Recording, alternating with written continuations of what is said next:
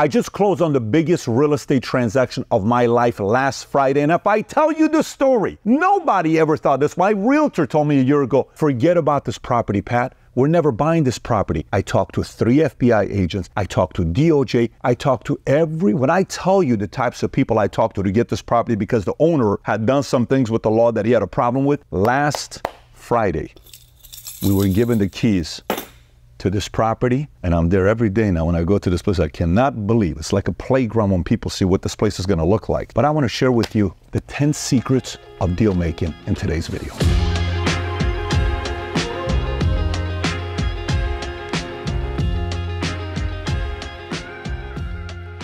So if you get value out of this video, give it a thumbs up, subscribe to the channel. Let's get right into it. So I want to explain this to you because when you're making any kind of deals, there's 3 different types of deals that you do. There are short-term, which is non-emotional. It's just a deal. You're trying to buy and sell and make money, right? It's just there, very short-term, 0 to 3 years. Then you have mid-term, which is 3 to 10 years. You can call this functional or transactional. Then you have a long-term purchase, which is more emotional. For example, you met a girl, you go out, you have fun. Short term, boom. But you have a girlfriend that's like, man, this could be something. I'm having fun. We're traveling. We're having a good time together. We'll be together for 6, 12, 18 months. But then I got a wife and kids. This is emotional, long term. I want this thing to work out. When you are making deals, you have to try to put them in 3 different buckets. I bought 2 hockey cards in 2019 for $540,000. Wayne Gretzky cards. I'm not a diehard Wayne Gretzky fan, but I'm a diehard card fan. But I bought it for $540,000, knowing the guy needed cash. I wired him the money. 18 months later, at midnight with Heritage Auctions, we broke a Guinness Book of World Record. Sold the 2 cards for $2.2 million.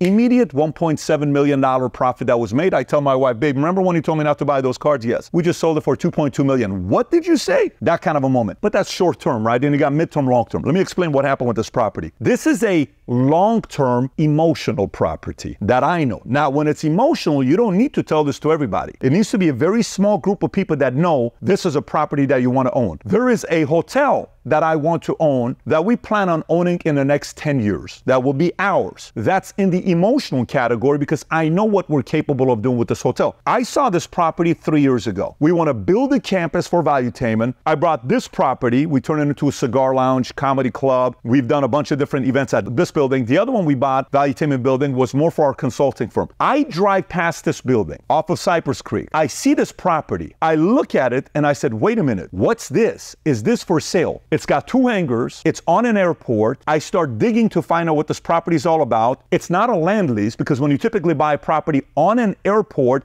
with an entrance, with 2 places to fit a G550 or G650 Gulfstream, and you have the entrance to go in, you're not going to find that. Most of the time it's a 50-year land lease, 40-year land lease, 70-year land lease. You own this land if you bought it. Then I look into the property even more. Then I find that it's got a tax-free zone, meaning if you collect art and you put it there, this is an element of tax-free zone where the owners back in 1970s got that on the property. And I said, oh my God. Then I find out more history to this property, who owned it before, some stuff that had to do with, I don't even want to get into all these different stories comes in. I said, okay. I go to my realtor. I said, I want this property. He says, no one's going to sell it. I said, I want to see this property. The guy's like, I'm not even going to come and show it to you. The guy never shows up. So then I said, listen, I'm going to follow up with this. You don't think I want this property. I want this property. You know what I start doing? I get a file. I go online, personally myself, which is the number 1 point I'm going to make to you in deal making. I spent months of investigating anybody and everybody that's tied to this property. I got every possible report I could. I noticed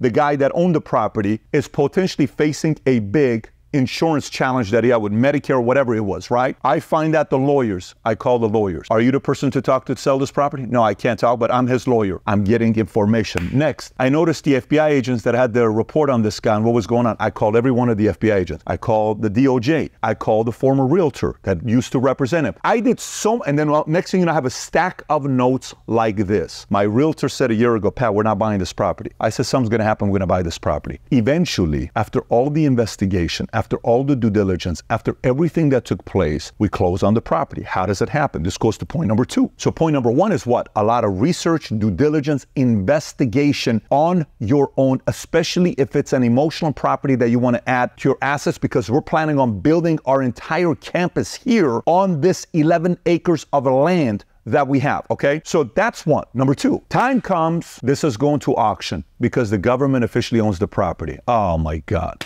Another curveball, because I was eventually talking to the guy that owned the property. We had a call and I'm trying to buy it from him directly. He's not interested. Then I talked to the DOJ. I'm like, hey, I'm interested in this property. Can't sell it to you right now because until the guy's going away, we can't sell it until that event happens. Can I make an offer to you? Sure, make an offer. Nothing happens. Can I make another offer to you? Nothing happens. All right, so look, we have to follow the guidelines. What happens? Then I realize who they give it to represent this property. Then we see what they want to offer to. Then I realize it's an open auction. 4,400 people came to look at this property, found out about this property. I think 131 some signed NDAs, and then comes 2 weeks ago on the auction. The auction, to participate, you have to put nearly $1 million to be participating. That means if you put $1 million and then it comes down for you to close, you have to give them the cash within 2 weeks. There is no financing period. So if you're not able to give them the cash, you possibly lose the $1 million that you put up. So that's the risk. So it eliminates fake people that get in that cannot fully fulfill the thing. 2 weeks ago, we have the recording, by the way, of the auction. We're sitting there, they're going through bid, you know, typical thing. There's like 30 people in the room. Everyone's going like this. I'm like, oh my God, what's going to happen here? What's going to happen here? What's going to happen here? Boom. We're the last bid, 25 point something million dollars. And I'm watching this and I'm looking at this, I'm like, and the guy keeps dragging. He says to the other guy, you sure you don't want to do it? You're going to lose this property for only $50,000? You're only going to lose this property. You don't want to go up 25. I'm like, shut the, you need the tension side. I'm like, you're driving me insane already. And then we just sitting. 1 minute, 2 minutes, 3 minutes. At this point, like, and then he says, whispers to the lady, looks back at us, bam. The property goes to cash is wired. We got the keys. And we're moving in. What's point number two? Cash. You need cash. If you don't have cash when you're trying to make deals, you're not going to get opportunities like this. This property we just got for 25 million bucks was bought in 2018 for 25 million bucks. $7 million of upgrades was put into the building. The place is brand spanking new when you look at this property on the inside. No one's ever worked out of this place. And at 6 more years after 2018, 25 million bucks, this, if you allow people to go through the 60, 90 days of financing, it's probably a $40 million property. Made 15 million in 24 hours because we got cash. Because if it's not a cash deal, financing happens, forget about it. So the second part of the entire game is you always, if you want to be a deal maker, have to be able to have the cash because it eliminates 95% of your competitors that don't have the cash because most people spend way too much of it so they don't get a lot of opportunities. And if you have any direct questions for me, you want to ask me questions about what I covered in this video, download the app Minnect, ask me any questions you may have about what I discussed in this video and I will respond back to you in audio, typically within 24 hours. That's how I stay in contact with many people that we consult for, but it usually starts off with Minnect. So number two is the cash. Let's go to number three. When it comes down to negotiation, there's a few things you're going to go through. When you're negotiating, it's typically fight, flight, freeze, right? What's fight, flight, freeze? You fight. We're going to get this property. We're going to get this business. We're going to buy this asset. We're going to do this, and you're fighting, right? Or it's flight. We're not going to qualify. We're out. Or it's what? Freeze. Oh my God. What do we do? Do we do it? Do we not do? I'm going to give you 3 additional F's when it comes down to buying certain assets and making deals happen. First F, which is follow up. If you're somebody that has the patience to follow up and learn more, you have an edge over somebody that doesn't want to follow up. There is power in being able to consistently follow up. Let me give you the second F. It's fortitude. What is fortitude? I'll give you the definition of fortitude. Mental strength and courage that allows someone to face challenges with resilience and patience. What does that mean? When you're going through any deal you're trying to make, you're gonna hit multiple hurdles. That is absolutely annoying. We're like, what am I gonna do next? Oh my God, this is so discouraging. It's not gonna happen. I'm gonna walk. That's the fortitude. Where it's like, and we had multiple of these. We're like, oh, boom, 1% chance. Oh, boom, 1%. It's never gonna happen. It's never gonna happen. Never gonna happen. So the fortitude is a little bit of that resilience, the creativity, and the patience you need to have. And the last one I'll give you is foresight, the ability to anticipate what is needed in the future, which often requires patience in planning and preparation. What is it? Anticipate, keyword, requires patience in planning and preparation. So notice, follow-up requires patience. Fortitude requires patience. Foresight requires patience. What's the point? Any big deal you're doing in your life requires patience. By the way, anything big you choose to do, you're working with a company, right? Let's just say one day you want to be a leader within this company, you want to have a lot of influence. And all of a sudden you're like, you know what? They're not giving me my promotion. I'm out of here. Lack of patience, flight, freeze. It's your mistake. You didn't have the patience. You didn't have the fight. You ran off. Follow up, fortitude, foresight. I'm coming back every time trying to find a way to make the argument that this property should be ours. We're going to hire thousands of people around the world that are going to come and work here at Valuetainment in Fort Lauderdale. Guess who's going to benefit from that? Probably the city of Fort Lauderdale, probably the state of Florida, because we're going to turn Fort Lauderdale into the Burbank of East Coast. So if we're doing that, that is the vision, right? And that requires a lot of patience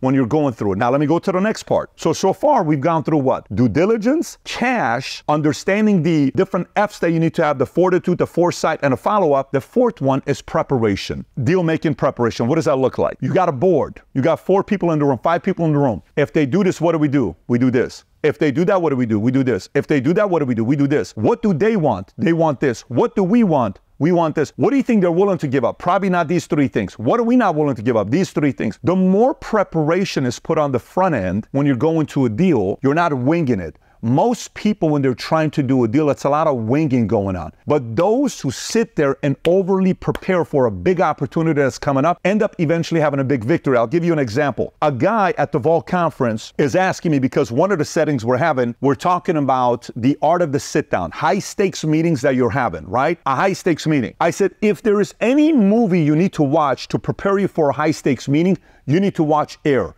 Because Nike with Sonny Vaccaro is preparing Phil Knight how to have a high stakes meeting.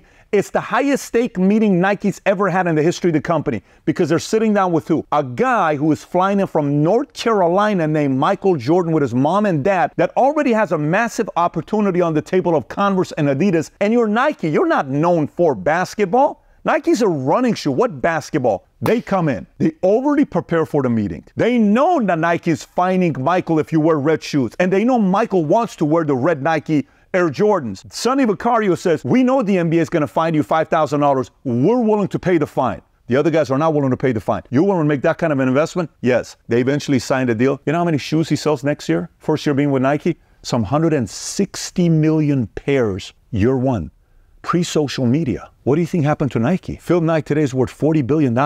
You think that's accidental, or you think they're intentional with their preparation of the high stakes meeting that they're having? It's called preparation. Don't wing it if you're trying to make bigger deals. Be overly prepared when you're going through this process. And last but not least is knowing what your number is. By the way, the number I had, you know who knew my number, how high I was willing to go for this property? Guess who knew this number? You think my wife knew this number? You think Tom Ellsworth knew this number? You think Goldman Sachs knew this number? Who do you think is the only person that knew the number? I was the only one that knew the number. No one needs to know that number, but I was ready to go for this property, a very high number. Do you know every single time at auction when we were bidding, do you know they would take 10 seconds to a minute to do the next bid? Do you know how quickly we were bidding? Second. You know why? That's intentional. And we did that 15 times. You know why? To tell you we're not having to think about it. We're going to keep going. By us going like this quickly, they're like, frickin' A, how high are they going to go? But if we would have taken 30 seconds, we would have probably spent a few more $1 million on the auction, because I knew our number and I wanted to make sure the other person knew we got a lot higher number we'll go to than you will go. So that's the risk. They had a number. They sat there and they're like, do we want to go above this? And you saw the look on the face. They're like, nah, it's not worth it to us. We had a number. And we kept going. So for you, whatever you're trying to buy, when it's a non-emotional property, short-term, this is my number. You want it, you don't want it, I'm good, I'll walk away. Because you don't really care, right? It's non-emotional. Mid-term, transactional, functional, okay, maybe a little bit more because you need that property. But when it's emotional, you have to also realize that number, that pendulum moves the more emotional it is than it is on this side, right? Now, obviously, as a negotiator, as a deal maker, you would like everything you ever buy to be non-emotional. But that's for books. In real life, there are certain things you want to own that's very, very emotional to you. I'm talking about all 3, no matter which deal you're trying to make. If it's emotional, you kind of got to go a little bit more than the other guys are willing to go to. Make sense? If you got value out of this video, give it a thumbs up and subscribe to the channel. If you enjoyed this video, there's another video for you to watch, how to crush a high stakes meeting. If you've never seen it, click here to watch it. Take care, everybody. Bye-bye, bye-bye.